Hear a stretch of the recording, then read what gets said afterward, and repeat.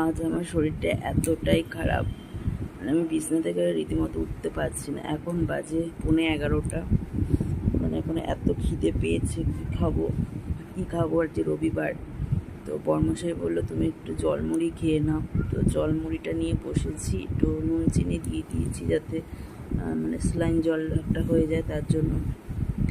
তো শরীর ভীষণই খারাপ লাগছে, মানে আমি যদি একটু খাবো কি বমি বমিও লাগছে, একদম ভালো না। গরমে এতটা অসুস্থ হয়ে পড়েছি না, তবে খাওয়া যদি এদিক থেকে ওদিক হয় আরও অবস্থা খারাপ। তো সকলকে এটাই বলবো, খাওয়া দাওয়াটা একটু বুঝে শুনে খাওয়া দাওয়াটা করো। আমাদের বাড়িতে হালকা ফুলকাই হয়, তাও কোথা থেকে কী হলো সত্যি বুঝতে পারছি না।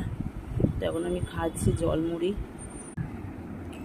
এই যে জলমুড়ি একটু নুন চিনি নিয়ে নিয়েছি, এখন এটা গুলে খেয়ে নিই। 11:15 বাজে, একটু খিদে পাচ্ছে।